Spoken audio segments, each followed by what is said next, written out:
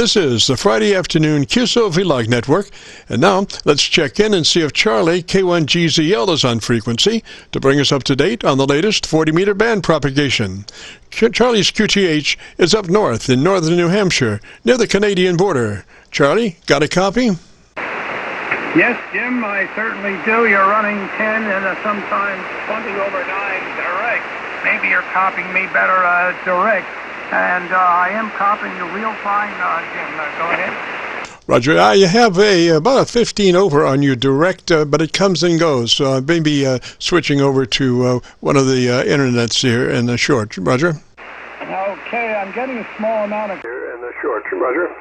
Okay, I'm getting a small amount of QRM. Are you copying okay? Go ahead. Yes, I'm copying you fine, Charlie. I'm now on the Rochester SDR, and you look to be about a 20 over, Roger. Rochester SDR, and you look to be about a 20 over, Roger. Okay, well, you're peaking 20 over, but somebody came on up about 2 kc above and splashed over, although you're well over it. By the way, it's mostly cloudy. Temperature outside is presently at 62 degrees, and the leaves are just about full color. It's really a beautiful sight. It shows up better after sunrise in the morning and sometimes late in the day. And during the middle of the day, it's not so vibrant, but the leaves are just about full color up here. It's a glorious sight. I did talk to Ian this morning in Australia, Ian-Vk3Mo, northwest of Melbourne, 80 kilometers or about 55 air miles, and he said 1,800 feet above sea level. And he was telling me about a little bit of snow just to his south, maybe 5 or 6 miles, and where he was, it did get up only briefly to plus 4 or 40 degrees Fahrenheit. So that is their spring, and they're still showing signs of winter. In fact, here's Ian describing that this morning on the 25th of December 2020. Here it is. Plus 4 here earlier on today, and at 4 o'clock this afternoon, I looked at the temperature, and there was snow just down the road actually, about 12 metres down the road. I think it was sleeting here, but apparently it was really falling, really getting proper snow, and so it's back to winter, Charlie, north, over. Okay, Jim, how did that come through?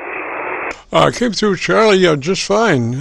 Not a problem at all. And I was going to check out Milford, but you were doing so well in Rochester. I just hang in there with Rochester, Roger. Hang in there with Rochester, Roger. Roger on that, and yeah, we have a station very close to the frequency, but you're overriding it in great shape. Outside of that, everything is fine, and we're all hunkering down for the upcoming winter, which will not be really too far ahead of us. It's been an awfully warm summer in the 38 years I've been here, and since 1982. I believe this is the warmest summer I have ever seen up here, and we might say global warming probably had a lot to do with it. But at least we probably have about 6 more weeks where we can get by with working outside without freezing our skulls off, Jim. KC9VKV, K1GZL. Roger, Charlie, just wondering, do you find any varying of your SWR from season to season up that way? Varying of your SWR from season to season up that way? Not particularly from the season, but what does affect it is if it starts getting wet and rainy, I notice my output drops a little bit. But the strange thing is that when it gets cold, right here on 40 meters, for some crazy reason, I get a little more output, a little bit more SWR, when it gets down below, say, 27, 28 degrees, I find it, I put out a little more power. I do have a bad regulation problem here, and pretty soon I'm going to put in 10 Romax cable to this. I've got an extra long length of 12, and my voltage drop is a little too much under load. So when that is taken care of, we'll get up to legal limits and operate more efficiently. Jim, go ahead. Roger. Now I was just thinking about your rising SWR and the power output rising simultaneously. I've noticed many times when your SWR comes up, you start to get more power output, and I think it has to do with the watt meter registering some of that reflected wave as a positive RF indication, and having your output appear to be a little bit hotter as the SWR came up, Roger?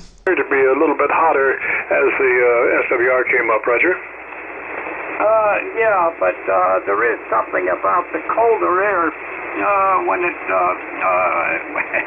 when it gets well below freezing. I can, taking all that into consideration, it does it loads better. The SWR drops just a hair, but the output capability is more enhanced. And that is not the case on 20 meters or 75, but it is the case here on 40, and I haven't been able to figure out why that particularly is. Jim, go ahead. Roger, well, who knows, the flukes of Mother Nature, the undisclosed troves of information that Mother Nature only knows, Roger?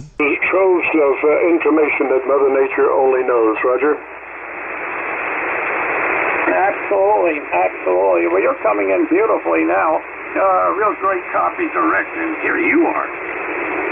Roger. Looks of Mother Nature. The undisclosed troves of information that Mother Nature only knows, Roger. Okay, how'd that come through, Jim? Did you hear it? Most excellent, Charlie. Just absolutely. Your recordings are... Now, I know that you're not... Are you recording now digitally, or are you recording analog? Digitally, or are you recording analog? Well, all I'm doing is connecting the cassette tape recorder directly through the 7300 on receive and transmit. It was Jim, WHAS that when he first got his 7300 about 4 years ago, noticed, of course, that they had a card that came with the 7300, and that allowed only playing it in the jack. And Jim said, well, this has got to stop. I think we can do something with it. And he knew somebody who had a 20-year-old cassette recorder in the closet, and it's never been opened or used. It was just sitting there. So Jim got a hold of that and tried it, and worked out so well. I was so impressed that he set it up to me, and there we be. Go ahead. Oh, Roger. Well, your playbacks are just beautiful. You know, I couldn't ask for a better transmission than those that you're recording and playing back, Roger.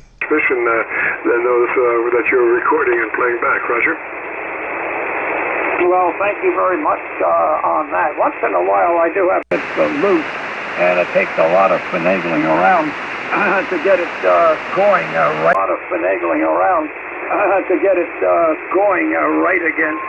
But I've had a lot of fun with it. I know it drives some people up a wall. I can think of some people that can't stand recording, and then I've had others that said they love it. Especially you get down to the VK land, and you get one of those fellows that it's only running, allowed to run 10 watts. And they have an extra letter in their call. Instead of like VK3ABC, it would be VK3ABCD, it's in Denmark. And they have an extra letter, but they're limited to 10 watts. I suspect sometimes they may be running 11, And then I'll play it back, I'll ask them, would you like a recording of your low power, your QRP? And they would say, oh, yes, Charlie, if you can. I'd play it back, and they're absolutely thrilled to go ahead. Oh, roger that. Well, gosh, appreciate it, Charlie. Like I say, you do just a beautiful job of that. And it's always a pleasure to hook up with you as we begin our Qso-Vlog net for the Friday afternoon. Roger? With you as we begin our Qso-Vlog net for the Friday afternoon. Roger? Roger. Okay, look, I'll let you go. It's give you a chance to get more people in there, and they can check the rigs out. My voice just started to go out here, so please forgive it. And I'll try to catch you next Friday, K1GZL. Roger, Charlie. 3's that way, sir. You have a great afternoon, beautiful weekend. And this is the KC9VKV Friday afternoon Qso-Vlog net. I'm Jim, better known in some circles as Dr. VKV. And we are recording now live till 5, so if you have a radio you want to check out, give us a shout. We'll post this recording up on YouTube in the next couple of days. So when you go to YouTube, just do a call it or search for KC9VKV, and that will take you to our Qso-Vlog page. And on that page you'll be looking for one Qso-Vlog entitled My Group Aircheck 9/25/20, which is today's date. My Group Aircheck 9/25/20. This is KC9VKV listening.